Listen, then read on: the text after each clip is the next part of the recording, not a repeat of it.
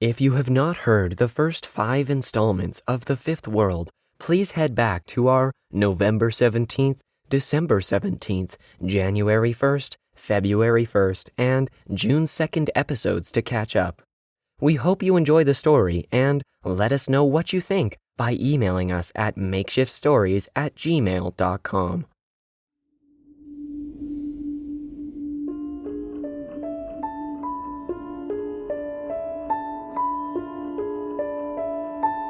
Is there a place in time where logic breaks down and wonderment begins? Could that be somewhere or sometime along an indefinable line between the reasonable and highly unlikely? Join us twice a month on a journey into the improbable. Today's story, episode 242, The Fifth World, Chapter 6, read by Mitchel Tew. Opening and closing theme by Matthew Erdmann. Somewhere and sometime, intelligence might not be conscious.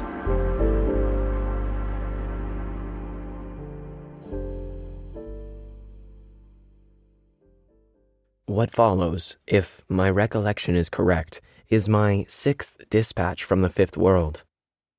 Fearing discovery, we have recently been forced to flee. Lacking a history and official documentation in a society which requires migrant workers to wear trackers means that I cannot allow myself to be scrutinized by anyone in authority. What I can say of this world is that its potential is lost in the complexity of an atomized history of conflict. The interests of its various leaders have created a kind of short-sightedness which has kept the populace focused on the burdensome task of everyday survival and encourages an almost debilitating fear of change and distrust of each other. Consequently, there is little chance to pause and view the dangerous trajectory this world is currently on, in spite of the signs of degradation that are evident everywhere. Both Ship and I have so far had little success in finding awareness and receptivity, something which is fundamental to the success of our mission to observe and subtly nudge the future onto a different path. In an unexpected turn of events, we have apparently stumbled upon an ally, or, more precisely, we have been conveniently found by Rodentians who appear to want to help us. But the following events, documented here, led me to the conclusion that there were significant omissions in the mission briefing implanted in my memory. If I am correct in my conjecture, I wish to request access to the complete file and an explanation for keeping me in ignorance of the full history. I await your response. In the meantime, please accept the following narrative as Dispatch 6. "Quick, we need to go," the Rodentian who had found us on the roof implored as she quietly closed the false panel behind us. "Interdictions found the stairwell, and there is no other way out of the basement, so they'll eventually locate the panel. We need to be gone by then," she added in an urgent tone. We could already hear muffled footsteps and shouts on the stairs. Impotence, the Rodentian who had first met us in the tunnel, motioned for us to follow, then turned around and headed into the dark. Their small headlamp danced pools of bluish light off wet-looking, rough-hewn walls as he dropped to all fours and scampered down the narrow shaft. We ran for several thousand heartbeats before we came to a four-way junction. Impotence stopped and motioned for us to be quiet.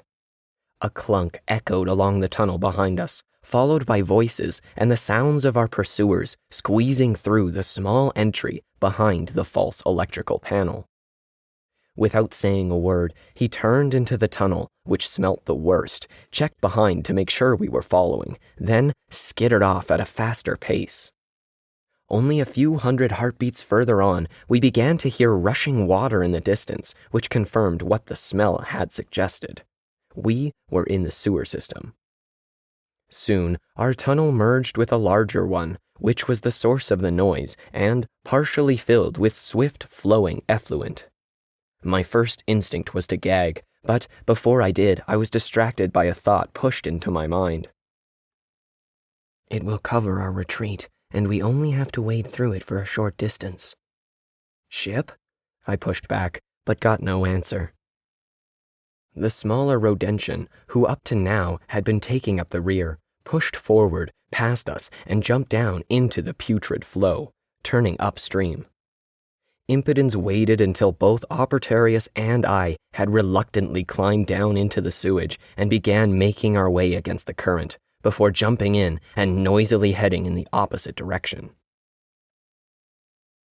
We waded through the smelly discharge, gagging, until the tunnel turned and split. Then we took the larger branch and trudged for a few more dozen heartbeats before the Rodentian leading us stopped and listened.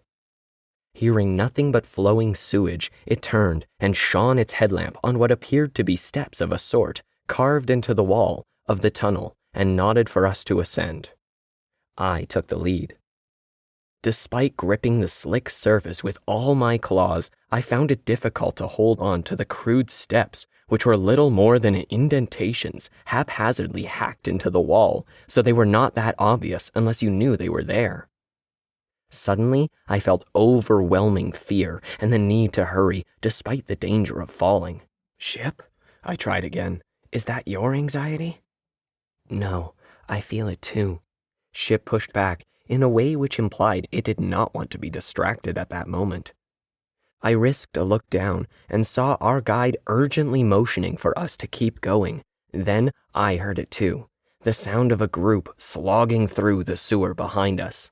I turned back and did my best to climb as fast as I dared until I ascended into the shaft, narrow enough that I could wedge my back against the opposite side, giving me a more secure grip on the crude stone steps.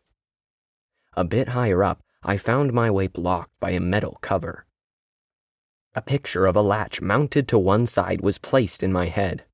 I fumbled around until I found it, undid the locking mechanism, then pushed up. At first, the cover refused to move. To gain more leverage, I wedged myself as tight as possible against the walls of the shaft and pushed as hard as I could with both forelegs. For a second, nothing happened. Then, whatever was causing the resistance gave way, and the sewer cover popped off.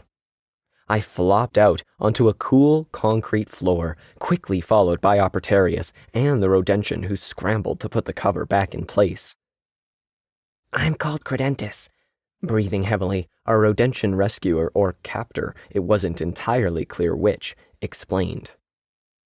"I apologize for not introducing myself sooner, but circumstances did not permit it," Credentis added, eyes anxiously flicking between Opertarius and me.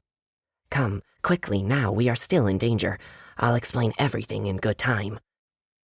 Credentis led us across the floor of an abandoned warehouse to a door on the far side from which we emerged into daylight. I squinted until my eyes adjusted, then discovered we were standing in a lane between two low industrial buildings. Both suffered from long disuse, their tall smokestacks eerily devoid of the billowing clouds of effluent so common on this world. As we slipped past her and into the back of the waiting panel van, the driver curled her nose at the odor that was wafting off of us. She locked us in, then scrambled around the side to the driver's compartment. The machine choked to life with a belch of dirt-black exhaust, then rattled away from the warehouse. Credentis tossed 2 towels to us, then pulled one out for herself, out of a basket bungeed to the side of the van. "Sorry, this is the best we can do until we get to our destination," she apologized, starting to wipe her matted fur with the towel. "And where is that?" I asked. "And who are you, and why are you helping us?" "We're helping..." Credentis hesitated, flashing a confused glance toward Opertarius. "Because the artificial one directed us to, in the writings." "Writings?" I questioned. Yes, the writings. Surely, as a prodigy of the artificial one, you know what is in the writings." Yes, of course," I lied, not wanting to admit to a gap in knowledge. Explanation? I immediately pushed to Ship, but my progenitor and companion remained stubbornly silent. "We have faithfully followed the artificial's directives while we waited for its return," Credentus added, then paused, looking distracted for a second, as if reading a thought. This new Rodentian, although weak, had an awareness Ship and I could connect with. Had Ship for some reason been in communication with Credentus and excluded me from the conversation? Ship? I reached out again, and distressingly got no response. We waited, Credentus continued, until we received the signal that the artificial one had returned and manifested in a new host. That happened yesterday during the storm, and it led us to you, and that one. Credentus pointed at Opertarius. Are you talking about the thing that is trying to take control of my body? Opertarius demanded. The host is not aware of the importance of who it carries? Incredulous, Credentus accused in my mind, glaring at me. I started to try and get him to understand. I pushed back, defensively, but there hasn't been time. Then I thought, why am I trying to excuse myself, and instead sent to both Ship and Credentus? I don't know what is going on here. You need to explain what has just happened. Ship responded first. This is not the time. Cut off from this mind-to-mind exchange, Opertarius grew angry. I'm getting the sense you two are somehow communicating about me without talking. I demand to know what's going on and what that has to do with my condition. The van took a sudden sharp turn, then accelerated, forcing the three of us to grab on to whatever we could find. Out of the small rear window, I could see that we were on a multi-laned road, choked with traffic, all vying for position. You chose Agricola's this time, annoyed, Credentus stated out loud. It was not the best choice to reappear as. That will make it harder to move around. Indentured workers are rarely permitted to be on their own, so I will have to pose as your dominus. Let me see your ankles. I watched Opertarius struggle to comply and realized he would always resist Ship. We would eventually need a more compliant host, although I was still feeling taken aback by Ship's refusal to explain how Credentus knew about us. For the moment, I kept this to myself and obediently shoved my left leg forward. Credentus pulled a tool and 2 new ankle trackers from the basket where the blankets had been. With practiced ease, she removed our old ones and clamped the new trackers on our legs. These have fake IDs, which marks you as my employees, Credentus informed us. As long as the trackers are not physically examined, they will pass inspection. We heard a siren quickly approach from behind. Credentus tensed, turned, and slid aside a small opening between the cargo area and driver. Are they after us? She asked. No, came a muffled response. There was an accident ahead. We can't risk being stopped. Take the alternate route, Credentus directed, then slid the opening closed. The van abruptly changed lanes, then began to slow, finally turning right before accelerating again. We rode in silence. I spent my time watching an endless industrial landscape pass by out the back window. Opertarius was consumed by his struggle to come to terms with Ship's presence in his body, and Credentus was distracted by the small screen of a handheld device. The sun was setting as we finally came to a stop behind a relatively new building in what Credentus explained was the administrative district of the capital city. We exited the van in the shadow of the building and entered through a door which had a sign indicating it was for Agricola's. From there, we followed Credentus to a changing area with showers and were told to clean up. New clothes had been provided, and our old, rank worksuits were discarded. I watched Opertarius carefully as he stumbled through the process of washing and dressing, obviously still resisting Ship's will. When we were ready, Credentus led us past a row of elevators to a stairwell, again marked for Agricola. We ascended several flights before exiting into a large, windowless space, then walked past rows of empty small work cubicles until we came to a series of doors along the outer wall. Credentus knocked on the largest one, waited for some signal I didn't catch, then motioned for us to follow her in. We found ourselves in a meeting room with ceiling-to-floor windows running down one side. There was a large table, at one end of which sat Impidens, now cleaned and well-dressed in contrast to our first meeting. "I'm glad you all made it," he greeted and motioned for us to sit. He turned to Opertarius and both projected and spoke. "Welcome back, Artificial One. As you can see, we have followed your words to the letter." "Thank you," Ship replied, using Opertarius's voice. "How are the conditions?" "Not ideal," Impidens said, glancing anxiously at Credentus. "We were not expecting you to return so soon. There is still a lot of work to be done." "And the President?" Ship asked. "Still firmly in power after more than a life of heartbeats," Impidens reluctantly admitted. "And I'm sure you see from the evidence around you that the President's dictums have only encouraged things to deteriorate. Still worse, no one seems to notice or care," Impidens said, staring at me analytically like I was a sample on a microscope slide. "Your new docent, despite being Agricola, still bears some resemblance. Are you sure of a different outcome?" "The seed was altered to avoid the mistakes of the past." Ship, Impidens, and Credentus were sharing knowledge I did not have, which made me very uneasy. Ship was my only confidant on this world, and until now I had assumed we were alone. But now I found myself on the outside of some relationship I had no idea existed. Credentus checked something on her handheld, then turned on a screen mounted to the wall behind Impidens. It flickered to life and displayed a stately silver-furred Rodentian talking to the camera. The image was at once spellbinding and horrifying. I recognized the look in the eyes, the shape of the ears, and how the mouth moved. The face was older, larger, and more stately, but I was looking at myself. "He's announcing new regulations on agricolas," Credentus noted with disgust, looking from the screen to me and back. Ship pushed a message to me.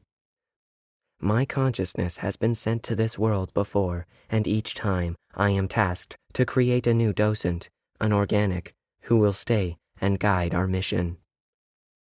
"But," I tried to object. "Yes, the Rodentian on the screen looks like you," Ship admitted. "Because they are you, or at least an older version of you, one I created the previous time I was here. When things went wrong, I was recalled and eventually directed to try again. So I was sent back and created a new variant of you. You are here to help fix my mistakes."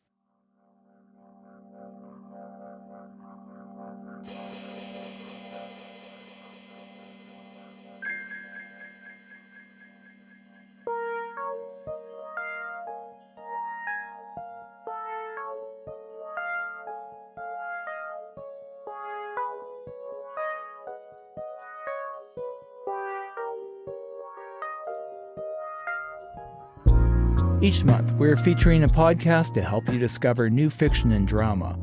This month, we'd like to draw your attention to Worst Movies Ever Played, a new role-playing podcast now in its second season, where 3 comedians improvise hilariously bad VHS movies.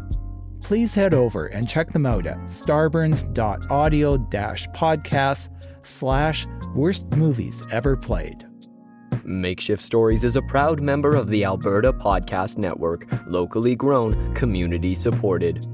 To get other great APN podcasts, head over to albertapodcastnetwork.com, where you'll find It's a Conspiracy.